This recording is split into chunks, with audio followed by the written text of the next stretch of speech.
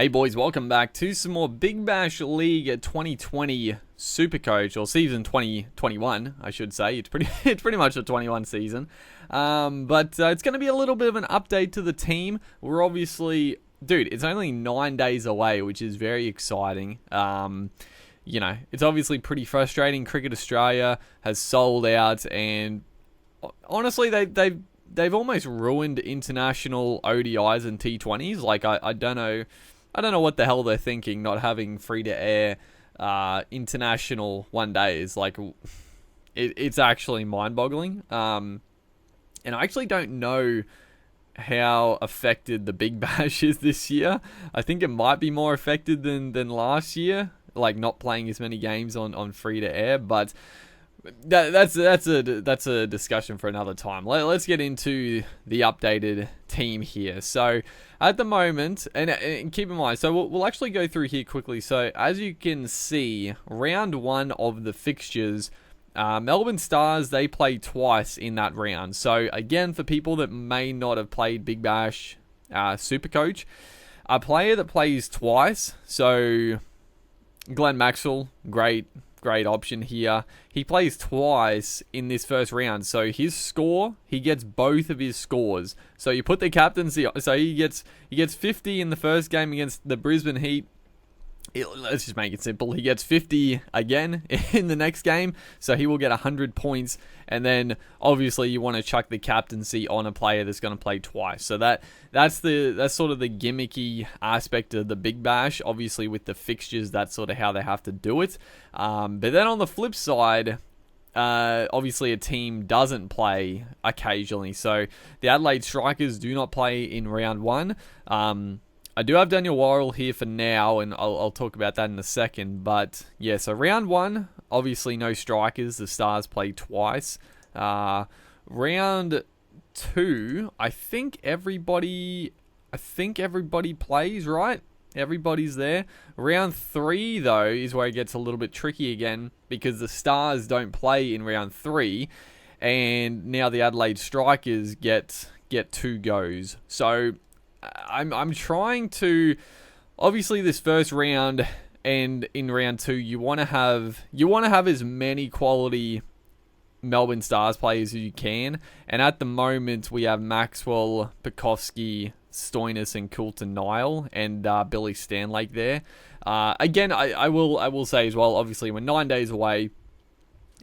This isn't the final team because I don't even know who's playing. Obviously, Marcus Stoinis did get he picked up an injury in the ODI, so I don't know how long he's actually out for.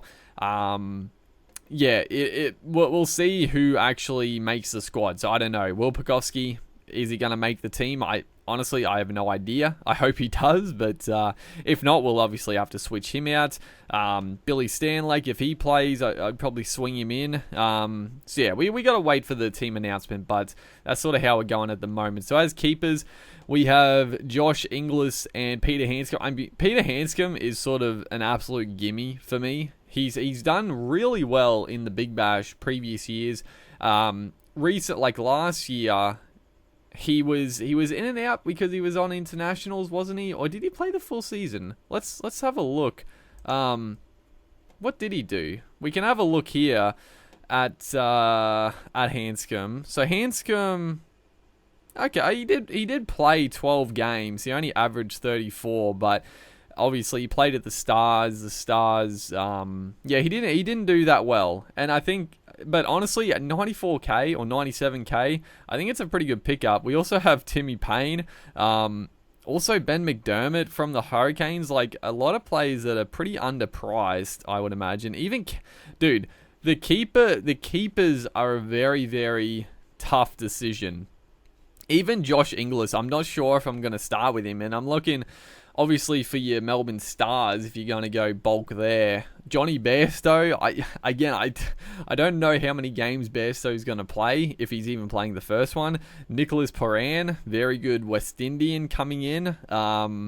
Pretty expensive, though. And then other stars, you got Ben Dunk, who I wouldn't go near. A few years ago he was one of the best hitters going around, but he's fallen off a cliff a little bit. And then Seb Gotch, who I really like Seb Gotch, but yeah, I don't know about him. So, and then you look at the other tops. I mean, Matty Wade up the top of the list here. I don't know. Do I think he's going to have a bad year? I don't think he's going to have a bad year, but I honestly, T20 and Big Bash, you go in spits and spurts, and I think Matty Wade, he had just a killer year last year. I think he might drop a little bit. We'll see. Alex Carey, I wouldn't mind actually getting Carey as like a bench player just in the lead up for round 3, but obviously he's pretty highly priced, so that's the trick there. At the moment we got Inglis, Sam Billings, Tommy Bannon was incredible, but how many games is he playing? Josh Philippi, very good. Sammy Harper, he's very cheap as well, so it's honestly, it's a tough one. Who else? So Harry Nielsen. Yeah, not many options in the strikers. You only got Carey and Harry Nielsen, Nielsen's a good player. He could be a sneaky one this year to go on and do something. But yeah, at the moment, honestly, dude, maybe I'll go Benny McDermott. I really this is gonna change, but I'll go McDermott for now. It's a tough one. And then we look at the batting. I didn't actually mean to do that. I wanted to look at like the players and stuff, but we'll just get rid of Green for now just to see like the stats. But so at the moment we got Maxwell, who I think is just an absolute lock-in, playing 2 games. I mean, he's in great form. He can have some shockers, but yeah, I'd be surprised if most people don't have Maxwell. Jason Roy, who wasn't, I mean, his first time in the BBL with the Sixers, he wasn't great. Actually, he was god awful, but I mean, he's went to another level in the international scene for England. So I feel like he's going to come over to the Scorchers here and do a good job. But he is a guy that I'm iffy about. I'm definitely iffy about, because there's obviously some very, very good players here to choose from. Chris Lynn, 131k. I'm definitely going with Chris Lynn, because if we look, how did Lynn go last year? Obviously had a down year.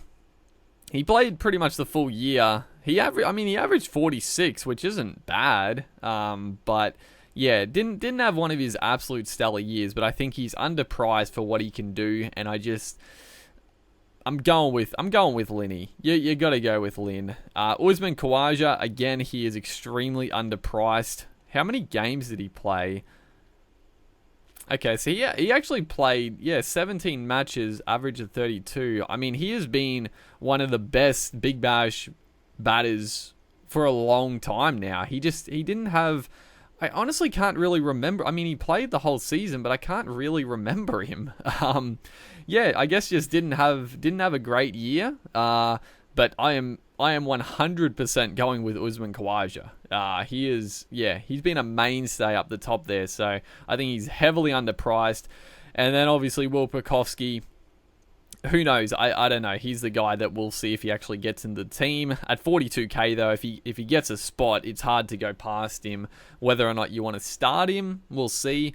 And then I had Ashton Turner, who again is extremely underpriced. He's 62k. I mean, this guy was banging on the door of international selection. And yeah, he only played the 7 games. He was out injured for a lot of it. Just didn't play, but 62,000. Jeez, it's tough to go past that. Also here, Curtis Pattinson gone over to the Scorchers. Now, Curtis Pattinson, obviously, he's sort of come into his own in the longer formats. He's never really shone in the shorter stuff, but going over to the Scorchers, I think the Scorchers are a good team for him and a good fit. So if he's like picked up the top of the order, I could see him being like, in that top 3 potentially. Maybe I don't know actually. Who have they? Let's have a quick gander at who the Scorchers do have. So they've got, Agar is actually pretty cheap as well. He could be a good pickup. Cameron Bancroft, also a decent pickup, but I don't know. I've never been a huge fan of Bancroft. He can score some runs, but I don't know. I've never really liked him in the shorter stuff. Cameron Green, we had Cameron Green as well, and he's just a freak of a player. So if he gets a run and he bowls a few overs, again at 62,000, you can't go past that. Aaron Hardy, young fella. Josh Inglis, he'll obviously open with, I'm assuming, Liam Livingston, who was very good last year. Mitch Marsh, he's middle order. And then Ashton Turner's middle order. I guess Jason Roy is the other guy that'll probably be up the top. So, yeah, I don't know. Maybe Curtis Pattinson will get like a top 4 spot. Maybe 4th, maybe 5th. I don't know. It's a tricky one. We'll see what happens with him. But, yeah, definitely some options. And then you look at the top of the top here. We'll just go through. We'll go through some of this. So Darcy Short. I mean, it's gonna be. I don't know. I would love to fit Darcy Short in because, I mean, he's very expensive. Like he is so far more expensive than everyone else. So that's the only reason why I wouldn't. It's the only reason why I wouldn't really want to go near him because, I mean, God. I mean, Maxwell's 185. Stoiner's 185. He's like 60,000 more than them. So, yeah. And I think he's a bit inflated because he got so many wickets with his bowling last year. And he's an okay bowler, but I wouldn't be relying on him. So, yeah, I don't know. I don't think you can. I don't think he's going to average 85 again. So, Darcy Short, I don't know. I would steer clear of Darcy in the opening few rounds. Especially, I mean, the Hobart Hurricanes don't have 2 games coming up soon. So, I would steer clear. Tommy Curran, he's obviously a great go. Daniel Sams, again, he can bat, he can bowl. Both these guys. It's funny that... well, he's a batter, but the other top 3 are both bowlers primarily. Muhammad Nabi, we have Stoinis and Maxwell. Aaron Finch has obviously been in some great touch, so he could be one to go with. Matty Wade, Davin Milan, Lewis Gregory. Who the heck is Lewis Gregory? Who is that? I have no idea. The name, honestly, dude, I have no... I'm assuming he's an English player. Lewis Gregory? 175k? No idea. Johnny Bairstow, Paran, Travis Head. Dude, the batting option, I mean, and this is why I do like the BBL Supercoach, because there's so many options, and any given week, a guy is going to score big. So, yeah, it's a tough choice. Very tough choice. I mean, I'm just going to stick with... Cameron Green for now, but looking at the lower teams as well, like Marcus Harris, he didn't have a good year last year, but I mean, he can play. Marcus Harris, if he gets back in touch, he's a good player. Who else? I mean, Wildermuth, honestly, he's gone back to the Heat. I think at the Renegades, he wasn't used that much, but again, he's a good bowler. He can hit a big ball. He could be a good pickup. Marnus Labuschagne, 64,000. I don't know. I mean, Labuschagne, I don't know if he's the best T20 player, so I don't know if I'd go near him, but 64k, like, that's pretty good. Max Bryant as well, 67. I mean, he showed a lot of potential. Tommy Cooper at the Heat, I didn't even realize that. That's a good pickup, dude. So, yeah, there's some options. There's some options without a doubt. Moses on Reeks. He's just got into the international scene again, so yeah, dude, it's gonna be extremely tough to lock down a team in this. I'm struggling. So let's go to the bowlers here. So like I said, I've got Stoinis at the moment, but pending injury. I've got Nathan Coulter-Nile in there, which I didn't originally, but he's pretty cheap, and also the Stars, like I said, are playing two games, so I think Coulter-Nile is a very good choice. Jai Richardson, Riley Meredith, and Majib Uraman. He's a 50-51, so because I'm not actually sure if he's going to be playing the first game. I'm not, honestly. He probably will be, but I'm not entirely sure. So we'll keep an eye on him.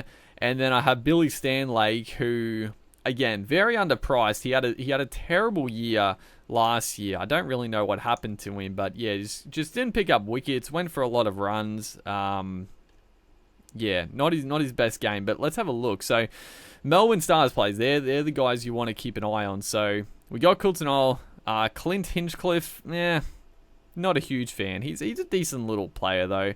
Lance Morris. Billy, we have big Billy Stanley. Yeah, he played 11 games, only averaged 20. Just didn't have the breakthrough, but he's gone over to the Stars. I would imagine he's going to bowl. Like, he'll play. Like, I think the Stars bowling actually is a bit weak, so I would imagine he'll definitely play. So I actually think Billy Stanley's an almost must-have, honestly. Stoinis, Zampa. I mean, Zampa is definitely a good pickup. Zahir Khan, he could be a good pickup. He played 8 games.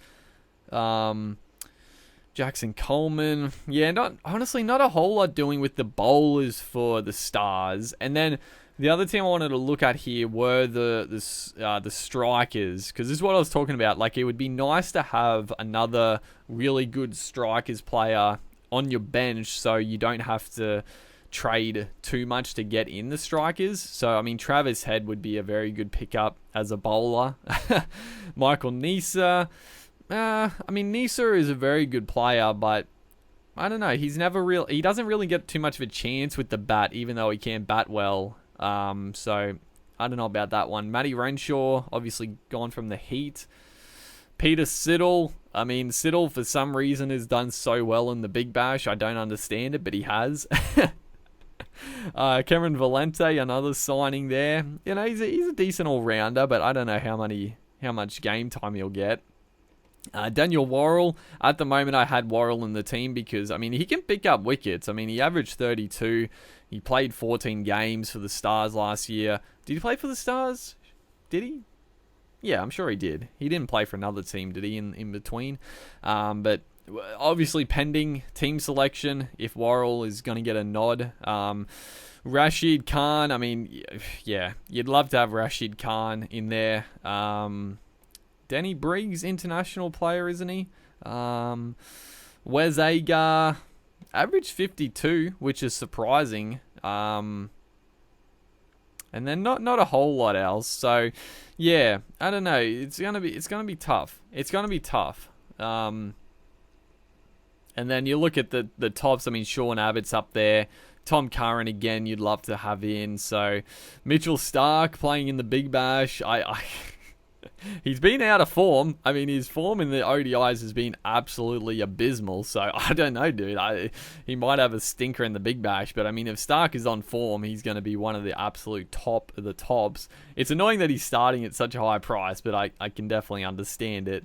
And then, yeah, the rest of these guys, obviously some other decent ones. Liam Livingston gets the nod as a bowler, apparently. I guess he bowls a couple of off-spin overs. Carlos Braithwaite is back. He could be a cheeky little pickup. 160k, not overly expensive, but he can cause some damage. Pick up a few wickets, hit a big 6. So yeah, it's gonna be tough. It's gonna be tough. And honestly, how did Harry Conway, would he get more? I don't know. Daniel Warrell, I feel like he played 14 games at the Stars. Like, he can pick up wickets, but will he get more games than Harry Conway and Cameron Valente and who else? Liam Scott? I don't know. I'm gonna stick with Warrell for now because I think he's a better bowler. But I don't know. Harry Conway might get the nod there. But yeah, that's sort of the updated team. There's obviously going to be changes. I'll make another video, you know, in the lead up to the start, and I'll lock down my final outfit. But that's sort of the changes as of now. So hopefully you guys are enjoying the Big Bash Supercoach stuff. Make sure to like and comment, and I'll see you guys next time.